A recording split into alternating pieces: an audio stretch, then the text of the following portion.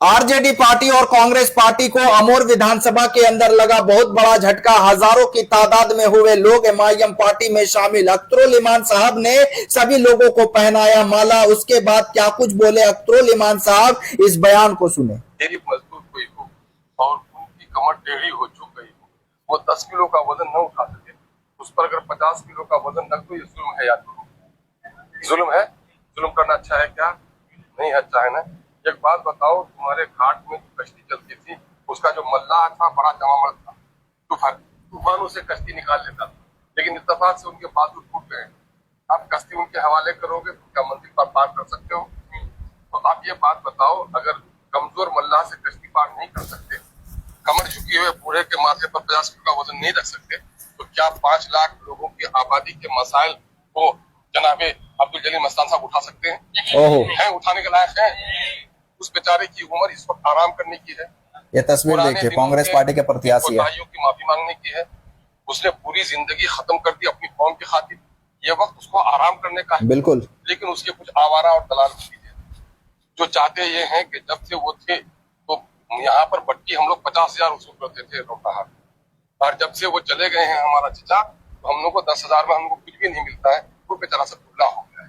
तो वही लोग चाड़ी दे करके उस बेचारे बूढ़े को कहता है कि खाली थारों ने रो बोलो ना यार, क्या बात है। अच्छा, यहाँ पर देख सकते हो अमर में ओवैसी की लहर है भाई। दादी नानी देखते हो जी, कन्या को जब रजा देता है, दिलाता है, तो सब बढ़ाता है, तो नहीं बोले नानिया दिखा देना है, मगर पालकी में नानी चढ़ती है कि कन्या चढ़ती है? कन्या ना चढ़ती है। इलाज जाला आगे सम करो तो असेंबली जवाब आवे, पूछा बोलो पावे में, जब पूछा बोलवा नहीं पावे, अब वहां जाने का लायक नहीं है बेचारा। उस बेचारे पर जुल्म है कि नहीं?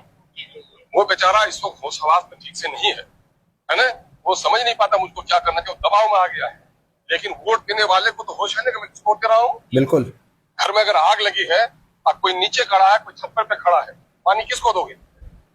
जो छप्पर पे है, जो आग से लड़ता है, उसको ना दोगे जी। कोई बेचारा छप्पर पे चढ़ पाएगा? अगर नहीं चढ़ पाएगा तो उसको वोट देना बिल्कुल जायज है। जहां तक बीजेपी की बात करते हो, बीजेपी ने मंदिर मस्जिद के झगड़े उठाए, लेकिन उस मस्जिद में सबसे पहले ताला किसने लगाया था?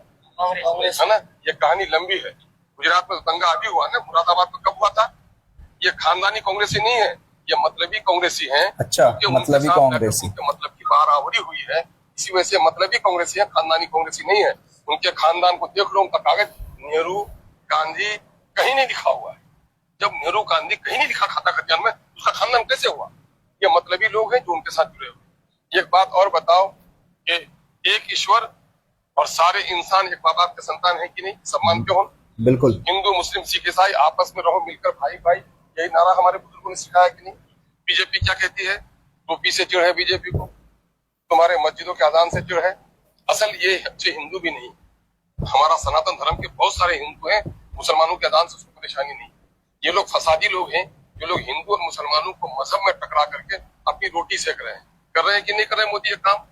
ये बात बताओ, हम अपने घर को जलता हुआ छोड़ सकते हैं, लेकिन खुदा के घर को कोई जलाए तो बर्दाश्त कर सकते हैं? बिल्कुल नहीं। हमारी जमीन पर कोई कब्जा कर ले बर्दाश्त करते हैं, लेकिन मेरी कब्रिस्तानों पर कोई कब्जा करे बर्दाश्त कर सकते हैं? बिल्कुल नहीं करेंगे। हमारा ईमानी तकाजा है। बिल्कुल। हम दीनी एतबार से हमको मेरी गर्दन काट दे, हमको ठीक है, एक जुल्म होगा, लेकिन मेरे आलिम की दाढ़ी कोई खींचे तो एक गर्दन काटने से 100 गर्दन काटने से बड़का जुल्म है एक आलिम की दाढ़ी को खींचना। क्या बात है, बहुत हो रहा है। आज जो सबा जफर साहब है, वो अपने आप को कहते हैं कि बिरादरी के नाम पर एक हो जाओ, तो आज वो पश्चिम तरफ कहते हैं कि बिरादरी के नाम पर एक हो जाओ। क्या सिरसी में आकर, क्या कोचगर में आकर वो बात बोल सकेंगे? नहीं बोल सकेंगे। तो लोगों की जबान एक होनी चाहिए। अख्तरुल इमान पूरब भी वही बोलता है और पश्चिम भी वही बोलता है, उधर बिरादरी का नारा। ये बात बताओ, मुसलमानों पर कलमे की बुनियाद पर जुल्म हो रहा है कि बिरादरी की बुनियाद पर? कलमे की बुनियाद पर जुल्म हो रहा है। तो कलमे की बुनियाद पर लोगों को मुत्तहिद करना चाहिए कि नहीं करना चाहिए? बिल्कुल। तो आज मामला ये है कि आज इस मुल्क में अमन पसंद हिंदू की बड़ी तादाद है जो वक्फ बिल की मुखालिफत कर रही है। जितने मज़ामीन आ रहे हैं अच्छे अच्छे बड़े बड़े लॉयर्स के, वो गैर मुस्लिम हैं, जो कहते हैं कि वक्फ का ये काला कानून ये गलत है। असेंबली में ये पार्लियामेंट में बहस में भी और सुप्रीम कोर्ट में के बहस में भी हमारे नॉन मुस्लिम लॉयर्स बात कर रहे हैं। इसके माने हिंदू और मुसलमानों के दरमियान में इंसाफ बाकी है। बिल्कुल। अगर हम वोट देते हैं मिस्टर सबा जफर को, तो क्या हम अपनी मस्जिदों की हिफाजत कर पाएंगे? सबा जफर टोपी लेकर आ जाए मस्जिदों में, कब्रिस्तानों में मिट्टी देने आ जाए, लेकिन उसके अंदर का इंसान कब्रिस्तान पर कब्जा करने वालों के साथ है। क्या हमारे समाज का अच्छा कर सकता है? तो नौजवानों, ये वक्त आपका है। बिल्कुल। आपको इन जालिम ताकत के खिलाफ लड़ना पड़ेगा। ये लोग हैं, चंद लोग ऐसे हैं जो इलेक्शन नहीं लड़ने आए वो या जाती तौर पर लड़ने आए।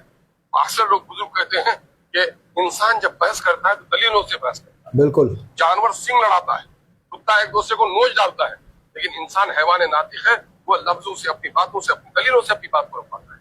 जिस तरह से कुत्ता हार जाता है तो दांत निकालता है, इंसान जब बौखला जाता है तो डंडा निकालता है। ओहो, तो क्या बात बोल रही है भाई। तुम पढ़े लिखे नौजवान हो, तुमको अपने दलील से सारी बातें पेश करनी है कि हम इस इलाके को हिंदू और मुसलमानों के अमन का गहवारा बनाकर रखेंगे। पिछले 5 सालों में हिंदू और मुसलमानों में तनाव देखे, पिछले 5 सालों में इस इलाके की एक एक मुद्दे को असेंबली में उठाया गया कि नहीं? इस काम को आगे बढ़ाना है तो आओ, हम लोग एक नारा पार्टी का है, तुम लोगों के जमात का, नौजवानों के जोश का नारा होना चाहिए। सबने दिया, मैं जो जुमला बोलूं वही जुमला दोहराओ। और जो लोग चोट खाए हुए होते हैं, बच्चा चोट खाता है रोता है कि चुप रहता है? तो चोट जितनी ज्यादा लगती है उतना ज्यादा रोता है। तो चोट जिसको जितनी लगी है, तुमको नौकरियों से महरूम रखा गया, तुम्हारे बुजुर्गों की दाढ़ियां नोची गई, तुम्हारे कब्रिस्तानों पर कब्जा किया, गुलनाज को जलाया गया, सनोबर को मारा गया। इस मुल्क में हिंदू और मुसलमानों के दरमियान में नफरत फैलाई गई। मैं परसों मेला में था कीमा में, और वहां देखा सारे हिंदू भाई पूजा का मेला कर रहे हैं और सारे मुसलमान मिठाइयां खरीद रहे हैं। ये जो हमारी गंगा जमुनी तहजीब, बिल्कुल मोदी सही कहता बोले। नहीं मेरे मेला में तुम दुकान नहीं लगाओगे, लेकिन हम लोग सीमांचल के लोग कहते हैं हम लोग मिलजुल कर रहेंगे, तुम हमारे बीच तोड़ पैदा नहीं कर सकते। नहीं कर इसलिए आओ, सकते। उन जालिम ताकतों के खिलाफ पार्टी का हमारा नारा है। कांग्रेस ने धोखा दिया कि नहीं? लालू ने धोखा दिया कि नहीं? हमसे भाग गए थे, लेकिन इन बेचारों का टिकट काटा कि नहीं काटा? अभी कितनी धोखेबाज है पार्टी। बीजेपी ने गर्दन काटी कि नहीं? तो हम लोगों का नारा है, सबने, मैं जो जुमला दोहराऊं उसी को जोश जवानी का हो। बिल्कुल। सबने दिया है हमको चोट, चोट कम लगी होगी लोगों को, अब्बा को भी चोट लगी होगी, दादा को भी लगी होगी, सबके बदले में लड़ना है। बोलो, सबने, मुट्ठी हो, हाथ ऊंची हो, हाथ ऊंचा क्यों हो? सबने दिया है हमको चोट, सबने दिया है हमको चोट।